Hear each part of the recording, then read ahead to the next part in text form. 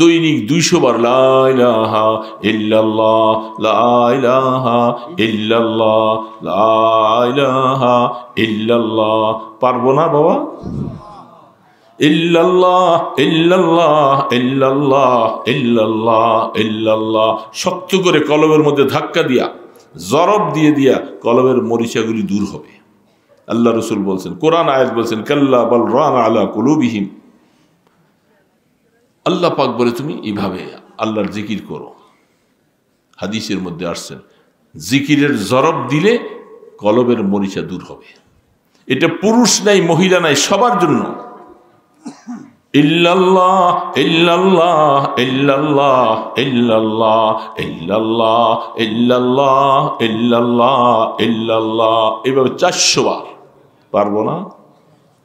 আল্লাহ আল্লাহ আল্লাহ আল্লাহ আল্লাহ আল্লাহ আল্লাহ আল্লাহ, এত মধুর নাম পৃথিবীতে আর নাই কোথায় বাবা। তুমি জৈফা দেখো, তুমি বসে বসে তসবিহ হাতে নিয়ে জপো, চক্ষু বন্ধ করে ডাকো আল্লাহ আল্লাহ আল্লাহ আল্লাহ আল্লাহ, কতক্ষণ পরে দেখবা মায়া লাগবে, তোমার চোখে পানি ছেড়ে দিবে, পানি ছেড়ে দিবে। হা, আল্লাহ পাক বলে আমার গোলাম আমাকে ডাকতেছে।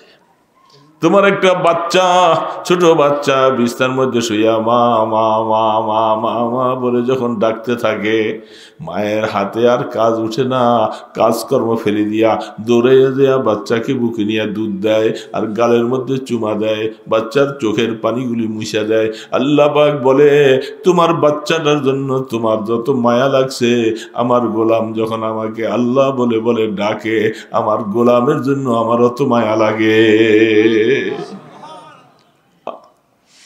এই জন্য ডাকবা বাবা, বাবা ডাকবা, ভুলে থেকো না। আল্লাহকে সারাদিনে একটু ডাকো, পারো না বাবা? একটু সময় পাওয়া যায় না? সময় পাওয়া যায়, সময় বাইর করলে পাওয়া যায়। তুমি চেষ্টা করলে আল্লাহ দিবে তোমাকে সময়। ফজরের নামাজ পড়ে তুমি 10-15 মিনিট জিকির করো, অথবা রাত্রি ঈশার পর তুমি সময় যখন পাও কাজকর্ম করে, 5 ওয়াক্ত নামাজের পরে সবসময় পারবা না, কিন্তু একটা সময় 10-15 মিনিট সময় বাইর করো। ফজরের নামাজ পড়তে উঠলে একটু আগে উঠা দাও, উঠা অজু টজু সাইরা সুন্নত পড়া জামাত নামাজ পড়ার আগে দিয়া, অথবা ফজর নামাজ পড়া মসজিদে যাওয়া নেই, ঘরেই পড়ছো, তুমি কিছু আল্লাহর জিকির করো। মোবাইল বন্ধ, বাতি বন্ধ, তসবির হাতে নিয়ে আল্লাহকে ডাকবা। পারবো না রে বাবা?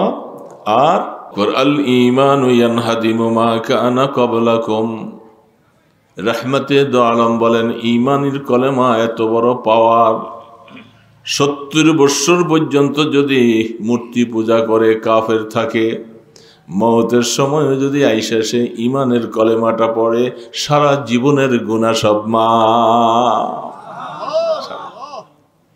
এই কলেমার এত পাওয়ার। রাসূল বলছেন তকদির ভালো তার, সাহাবায়ে কেরামদেরকে নিয়ে আসছেন, তাকে দাফন কাফন করবে জানা। রাসূল বলছেন সে একটা গুনাহ করার মতো সুযোগও তার হয় নাই, কলেমা পড়ছে আর ঈমান এসে গেছে।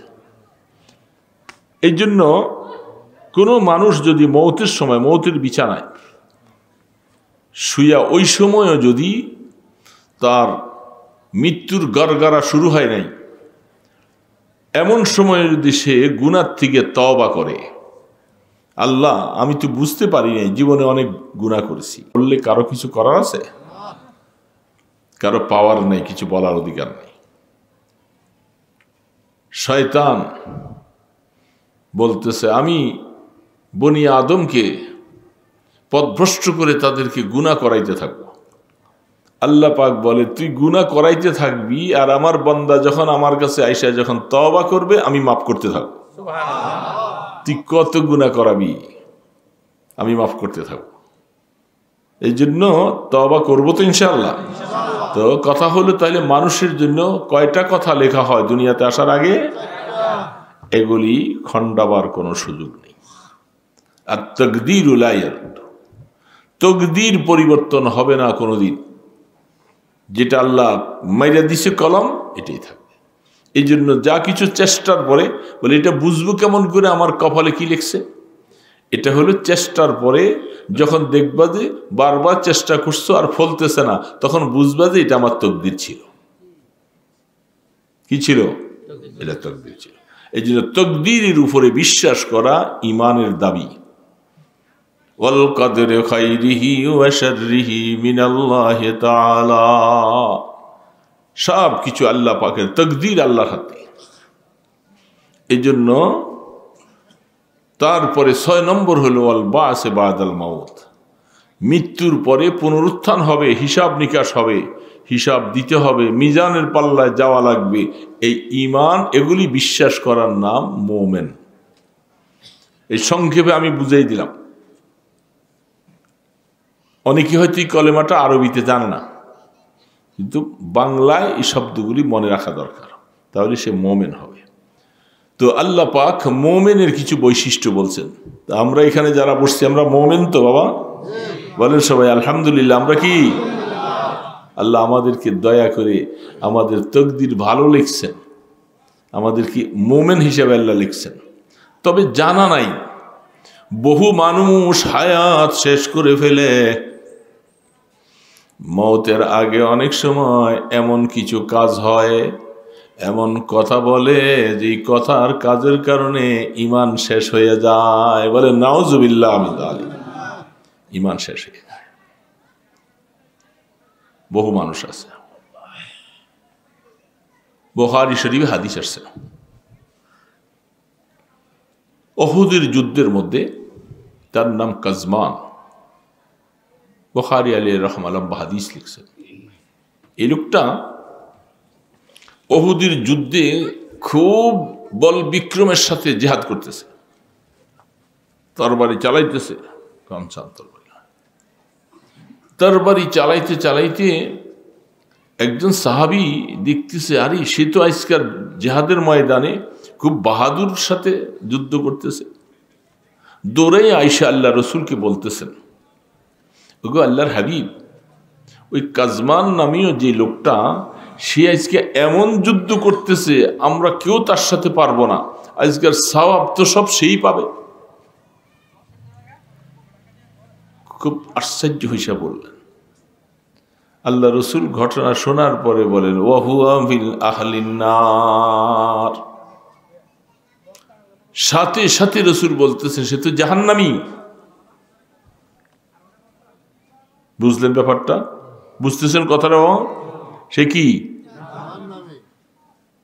অথচ তার কাজ দেখে সাহাবী বলতেছে সে জান্নাতে সবার আগে চলে যাবে। এত কাজ করতেছে, এত ভালো কাজ, জিহাদের ময়দানে খুব বল বিক্রমের সাথে জিহাদ করতেছে। যে রাহমাতে দো আলমের কাছে আয়েশা যখন বলল, রসুল ঘোষণা দিয়ে দিলেন, ওহুয়া মিন আহলিন নার, সে জাহান্নামী। বলেন তো এবার সারা দুনিয়া পাল্টাইলে রসুলের কথার পরিবর্তন হবে? কারণ আল্লাহ রসুল যা বলছেন আল্লাহর থেকে নির্দেশিত পথে বলছেন। সাহাবী এই কথা শোনার পরে মনটা খুব ছোট হয়ে গেল। হায় হায়, আমি কি বুঝছিলাম, রসুল কি বললেন। দৌড়ে গেছে, যে দেখে যে সে যুদ্ধের ময়দানে হতে হতে বিপক্ষ দল থেকে হঠাৎ করে একটা তরবারির আঘাত আসছে। আঘাত আসার পরে সে মাটিতে পড়ে গেছে।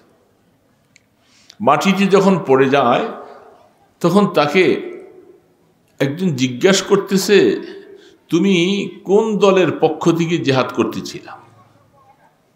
সে বলে যে আমি কাফেরদের পক্ষ থেকে, এবং সবাই জানে সে কাফের, সে কাফেরদের পক্ষ থেকে জিহাদ করতেছে। তো কেন আসলা? বলে আসছি আমার বংশের গৌরব রক্ষা করার জন্য। জিহাদের ময়দানে আল্লাহর সন্তুষ্টির জন্য জিহাদ করতে আসে নাই, সে বংশের গৌরব রক্ষা করার জন্য জিহাদ করতে আসছে। একটু পরে যখন বিষের যাতনায় টিকতে পারে নাই, তখন কতক্ষণে রুটা বাইর হবে, সে তরবারিটা এইভাবে বুকের মধ্যে দিয়া মাটির মধ্যে খাড়া করে চাপ দিয়া বাস আত্মহত্যা করছে, শেষ। কিন্তু আল্লাহ রসুল একটু আগে বলছেন সে কি? জাহান্নামী। ঘোষণা আল্লাহর পক্ষ থেকে চলে আসে।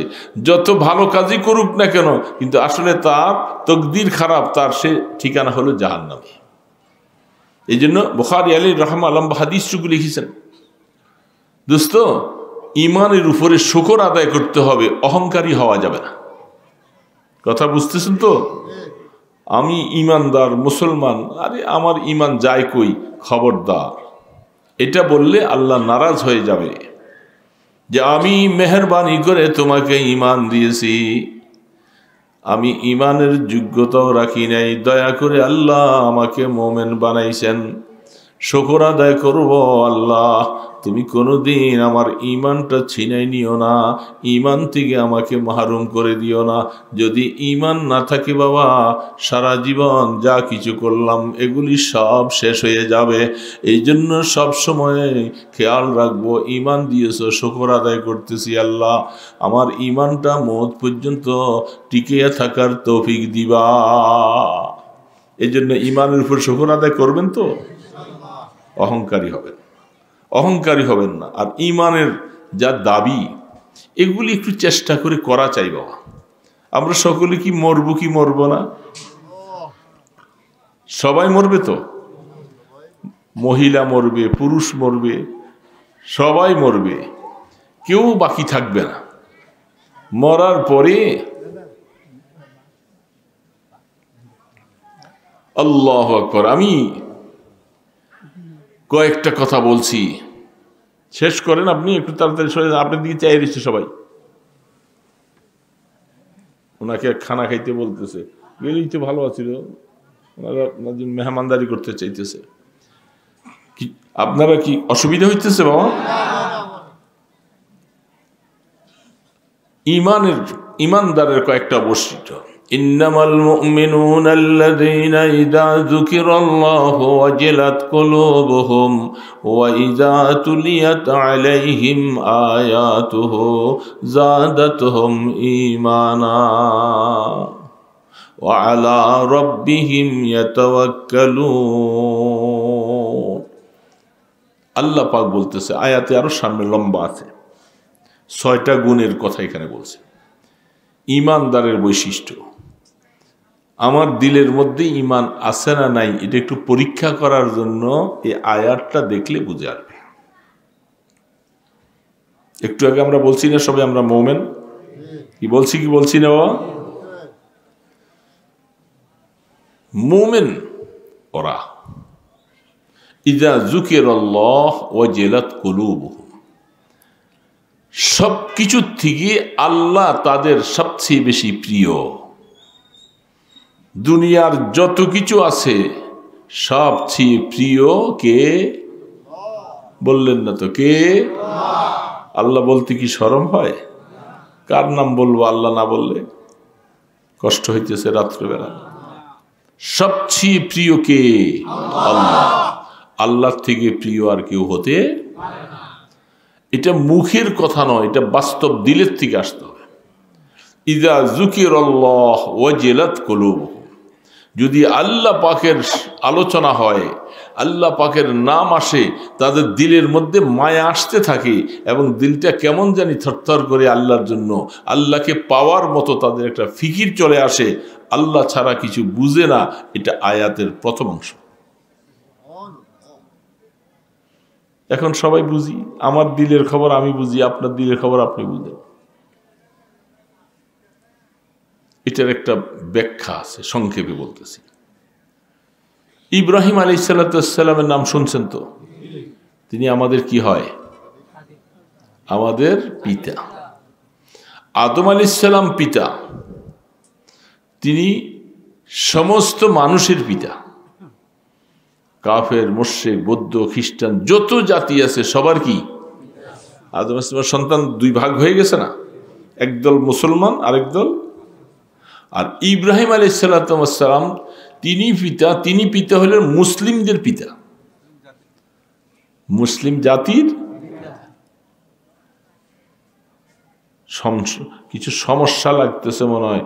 আদম আলাইহিস সালাম, ইব্রাহিম আলাইহিস সালাম পিতা, আবার আমাদের মাইজগান দিয়ে তো একজন পিতা গেছে। হ্যাঁ, হায় হায়, এটা কি মিথ্যা কথা বলে নাই? জাতির পিতা গেছে না। এই কথাটা বলার মতো কারো সাহস ছিল না। এটা বললে তারে অ্যারেস্ট করে গুম করে নিয়ে মাইরে ফেলেছে, অথবা জেলে নিয়ে ঢুকাই দিছে। জাতির পিতার বিরোধিতা করা যাবে না, তার ব্যাপারে সমালোচনা করলেও অনেক ব্যাপার, কে সমালোচনা করছে তার নামে মামলা হয়ে যাবে। আলেম ওলামারা করলে এর নামে জঙ্গি নাম দিয়া ওর সাইজ করে দেয়, জেলখানা নিয়ে পিটে। কি করছে কি করে নাই বলেন? এই জন্য জুলুমের ভয়ে অনেকে বলতে মনে চাইলেও বলতে পারেনি। এলো জাতির পিতা। আসল মুসলমানদের পিতা হলো ইব্রাহিম আলাইহিস নবী আলাইহিস সালাম, যেটা কোরআন স্বীকৃত। কিন্তু এরা বাঙালি জাতির পিতা বলছে। তো বাঙালির মধ্যে কি মুসলমান নাই? তো বাঙালি জাতির পিতা কয়জন? বাঙালি জাতির পিতা একজন, একমাত্র ইব্রাহিম আলাইহিস সালাম। আমাদের বাবা তিনি হলেন আমাদের জন্মদাতা, আর মুসলিম হিসাবে পিতা হলেন ইব্রাহিম আলাইহিস সালাম। এখন লেখা আছে হাইওয়ে পদ্মা সেতুর ওই যে এক্সপ্রেস আবদুল্লাহপুর, এখানে আমাকে হুজুররা লেখা দিছে জাতির পিতা ইব্রাহিম আলাইহিস সালাম। এটা এখনো আছে। আমরা দোয়া করি যেন সামনে যারাই ক্ষমতা আসবে তারা যেন এটাকে বহাল রাখে, এটা যেন কেউ আর ফেলে না দেয়। এটাই হওয়া উচিত। জাতির পিতা ইব্রাহিম, মুসলিম জাতির পিতা, অমুসলমানদের পিতা ইব্রাহিম আলাইহিস সালাম না। কারণ ইব্রাহিম আলাইহিস সালাম মূর্তি ভাঙছে, ভাঙে নাই। এখন আমরা কেবল মূর্তি বানাইছি। আমগো দেশের সরকার কি বানাইছে? মূর্তি বানাইছে। আর ইব্রাহিম আলাইহিস সালাম মূর্তি বানাইছে। তো এখন যারা মূর্তি কেবল বানায় তাদের পিতা ইব্রাহিম আলাইহিস সালাম হইতে পারে না। যারা মূর্তি ভাঙে তাদের পিতা ইব্রাহিম আলাইহিস সালাম। এর জন্য মনে রাখা লাগবে, মুসলিম জাতির পিতা মিল্লাতা আবিকুম ইব্রাহিম হুয়া সাম্মাকুমুল মুসলিমিন। আল্লাহ পাকের কোরআন বলছে যে আমাদেরকে মুসলিম করে নামকরণ করেছেন হযরত ইব্রাহিম আলাইহিস সালাম। তো তিনি জীবনে এত পরীক্ষা আল্লাহ পাক তার নিয়েছেন, আল্লাহু আকবার। এর একটা পরীক্ষা হলেই তো আমরা সব ঈমান হারা হয়ে যাব, আমরা টিকতে পারবো না। এত পরীক্ষা দিয়েছেন ইব্রাহিম আলাইহিস সালাম।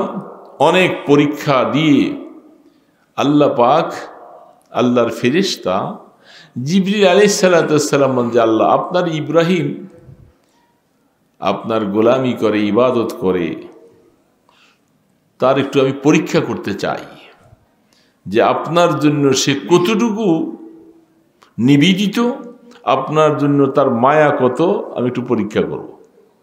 আল্লাহ পাক বলে, জিবরিল তুমি কি পরীক্ষা করবা, যাও। আমার ইব্রাহিমকে তুমি কি পরীক্ষা করতে চাও? ইব্রাহিম আলাইহিস সালামের অনেকগুলি মেষ, দুম্বা, ওট এগুলি অনেক ছিল। এগুলি সব জঙ্গলের মধ্যে চড়তেছে। জঙ্গলের এক পাশে একটা ছদ্মবেশে, ফকিরি ভেষে একজন মানুষ বসা আল্লাহ পাকের জিকির করতেছে। বসে বসে লা ইলাহা ইল্লাল্লাহ, লা ইলাহা ইল্লাল্লাহ। এটা মজা আছে না নাই বলেন তো? জিকিরে মজা আছে? আমরা তো অনেক সময় সুযোগ পাইয়াও করি না, আমার মা বোনরাও করে না। জিকির করব তো ইনশাল্লাহ, নিরিবিলি বসে মসজিদের কোনায়, ঘরের কোনায় বসে বসে আসেন, জিকির করবেন। তো তিনি জিকির করতেছে, এত মজা, স্বাদ, এবং নবীর নাম নিয়ে ইব্রাহিম খলিলুল্লাহ, কলেমার শেষে ওই জামানায় নবীর নাম।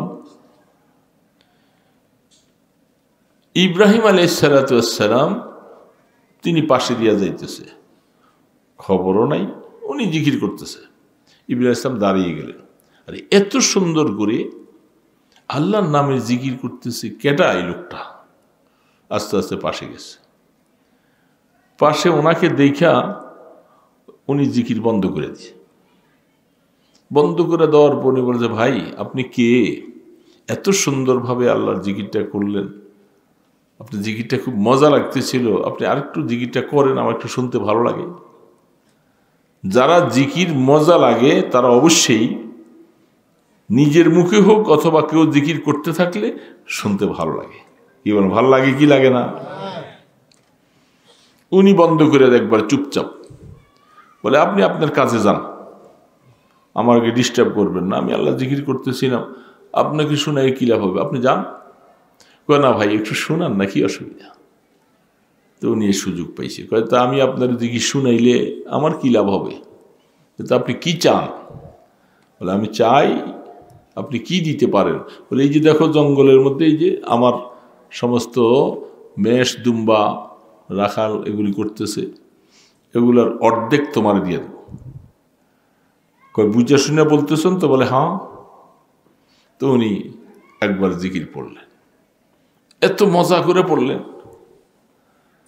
ইব্রাহিম ইসলাম পাগলের মতো, যে আল্লাহর জন্য সমস্ত কিছু বিসর্জন দিলেন, আগুনে জ্বললেন। আহা, সারাটা জীবন, ওনার জীবনের পরীক্ষাগুলি কোরআন খুলে দেখেন, এত পরীক্ষা আল্লাহ পাক নিয়েছিলেন। তো উনি এখন বুঝেন তো, সব ঝামেলা শেষ হইয়া আল্লাহর নাম শুনতেছে, কি যে মজা লাগে তার কাছে। ওই বেচারাও একবার বলেই শেষ।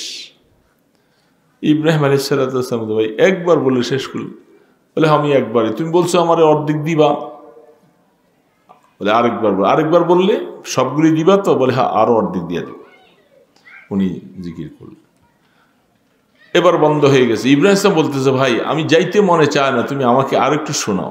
বলে এবার তুমি দিবা কি? এবার তো তোমার দেওয়ার কিছুই নেই।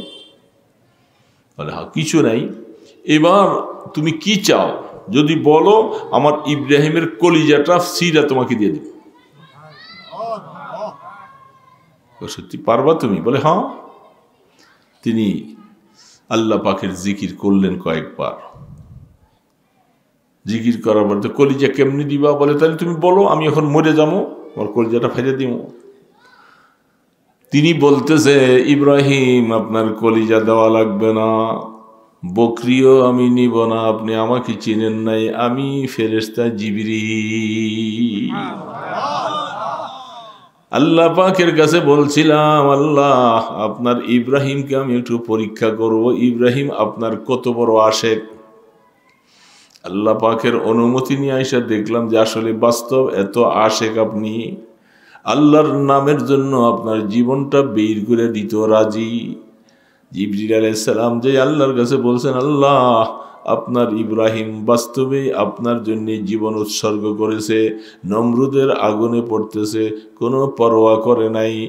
আগুনটা যখন জাগিত করব, জিবরিল সামনে আইসা বলছিল, ওগো ইব্রাহিম তুমি বললে আমি নমরুদের আগুনটা নিভাইয়া দেই। ইব্রাহিম আলাইহিস সালাম জিজ্ঞাসা করতেছে, আপনি কে? বলে আমি জিবরিল ফেরেশতা, আমাকে আল্লাহ পাক ক্ষমতা দিছেন, পাওয়ার দিছেন, আমি একটু ডানা দিয়ে আঘাত করলে নমরুদের আগুন সব নিভে শেষ হয়ে যাবে। ইব্রাহিম আলাইহিস সালাম, আল্লাহু আকবার। বাবা, এটা আমি কথা প্রসঙ্গে আইসা গেছে আর কি, এটাকে তৌহিদে খালিস বলা হয়। ইব্রাহিম আলাইহিস সালাম বলতেছেন, আপনি আসলেন, আপনাকে কি আল্লাহ পাঠাইছেন, আপনি নিজে আসছেন? বলে আমি নিজে আসছি। বলে আপনি নিজে আসলে আপনার সাহায্যের আমার দরকার নাই, আপনি চলে যান। আমাকে যে আল্লাহ বানাইছেন, আমি যে আল্লাহর জন্য আগুনে জ্বলতেছি, সে আল্লাহ আমাকে দেখেন না? বলেন না, আল্লাহ দেখেন না? আমি আপনার সাহায্য কেন নেব? আপনি আমাকে ডিস্টার্ব করেন না। আমি এবার আল্লাহ পাকের তৌহিদের উপরে আমি আছি, আমি এই অবস্থায় জীবন দিয়ে ফেলবো, তবু আমার আল্লাহ নিয়ে আমার উপর একটু রাজি থাকে। জিবরিল আলাইহিস সালাম সরে গেলেন। জিবরিল আলাইহিস সালাম দেখছে যে আসলে ইব্রাহিম আল্লাহর জন্য এত নিবেদিত, জীবন সব বিলীন করে দিতে পারে, কিন্তু ইব্রাহিম আলাইহিস সালাম অনর। এই কারণে আল্লাহ পাকের পুরস্কার, সমস্ত জানোয়াররা সবাই কাঁদতেছে, আল্লাহ আপনার খলিল ইব্রাহিমকে নমরুদ, সে একটা নমরুদ, আপনার কাছে তার কি শক্তি, সে আপনার ইব্রাহিমকে এইভাবে করে আগুনে পুড়বে? আর ইব্রাহিমকে মারার জন্য আগুনে পড়া লাগে নাকি? এর দৈরা এটা বান্ধে একটা কোপ দিলেই তো শেষ হয়ে যায়। কি শেষ হয়ে যায় না? এর জন্য কত আগুন, কত লাকড়ি, কত কিছু জমা করা সবাইকে আইনা এটা আল্লাহ পাক দেখাইছে, দেখো তোরা এত কিছু চেষ্টা করলি আমার ইব্রাহিমকে মারার জন্য, কিন্তু আমি আল্লাহ ইব্রাহিমের পক্ষে, তোমরা ইব্রাহিমের একটা পশমও জ্বালাইতে পারো। এই জন্য তাকে ভিতরে ওইটা ঢুকাইছে, না তো ইব্রাহিমকে মারবে, হাতে ধরে শুলিতে চড়াই দিবে, একটা কোপ দিয়া দিবে, কাইটা দিবে, শেষ হয়ে যাবে। তারা এত পরিকল্পনা কেন করলো? এটা আল্লাহ পাক ইব্রাহিমের মাকাম দেখাইতেছে, তাকে যে এই মুসলিমের পিতা আল্লাহ পাক বানাইছেন এটা মাকাম দেখাইতেছে। এই জন্য ইব্রাহিম আলাইহিস সালাম একটা পশমও নমরুদ পোড়াইতে পারেনি।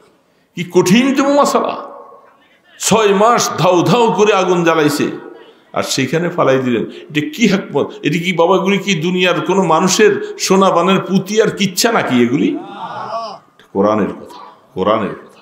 আল্লাহ পাক এই ঘটনা কোরআনে কেন নাযিল করছে? কেন নাযিল করছে? আমাদেরকে বুঝাইতেছে এই ইমানদারেরা আল্লাহর জন্য সব বিসর্জন দিয়ে বলো, যত কিছুই তোমার সামনে আসুক আল্লাহ পাকের মোকাবেলায় কাউকে তুমি প্রশ্রয় দিবা না। আমার আল্লাহ পাক আমার জীবনের সব কিছু, আল্লাহ পাক আমার পক্ষে থাকবে না, আমি আল্লাহ পাকের গোলামি করব না, ঈমান নিয়ে কবরে যাব না, তাহলে আমি দুনিয়াতে এসে আমার লাভ কি? কি লাভ রে বাবা? কোন লাভ আছে? হিন্দু, কাফের, মুশরিক, বৌদ্ধ এরা আগুনে জ্বলবে। ওরা বলতেছে আগুন দিয়া পোড়াইয়া দিলে বাস শেষ, আর পরজীবনে কোনো শাস্তি। এই জন্য আগুন দিয়ে পড়ে না এরা। ছেলে থাকলে ছেলের দিয়ে আগে আগুন দেওয়ায়, কত নিষ্ঠুর! এটি কি একটা ধর্ম, নিষ্ঠুর কত! নিজের ছেলে বাবার মুখে আগুন দেয়, কি আশ্চর্য কথা! এরপরও সেই ধর্ম নিয়ে বসে আছে ওরা।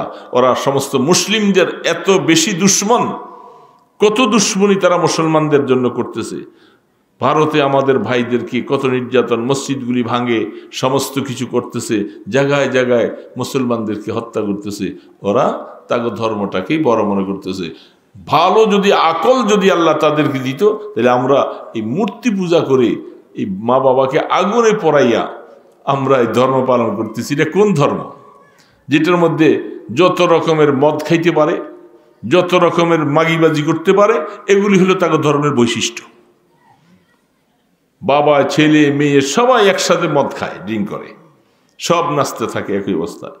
ছেলে, মেয়ে, বাবা সব নিয়ে এগুলি একসাথে শোয়, ভিন্ন আলাদা তাদের ইয়েও নাই। এই জন্য এদের পূজাগুলার মধ্যে অনেক সময় মাঝে মধ্যে আমরা আশপাশে দিয়ে আসতে থাকলে দেখি কি আশ্চর্য, কি বকাটে ছেলেবেলেগুলি তাদের সাথে মেয়েগুলি যেভাবে থাকে। ওই আসতেছিলাম ওই দিন গাড়ি দিয়া, তারা কি করে এগুলি ভাষায় বলা যায় না।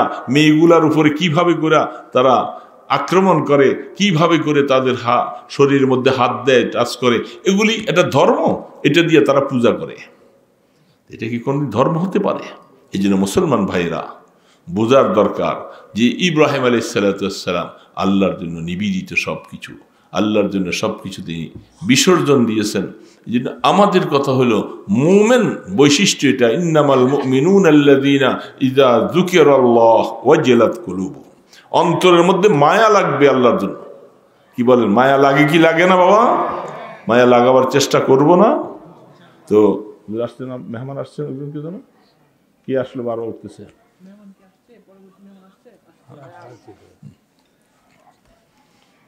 তো এটা হলো 1 নম্বর ইমানদারের বৈশিষ্ট্য, আল্লাহর জন্য। এই জন্য আল্লাহর জন্য মায়া লাগাইতে হইলে 1 নম্বর হলো নামাজ পড়তে হবে।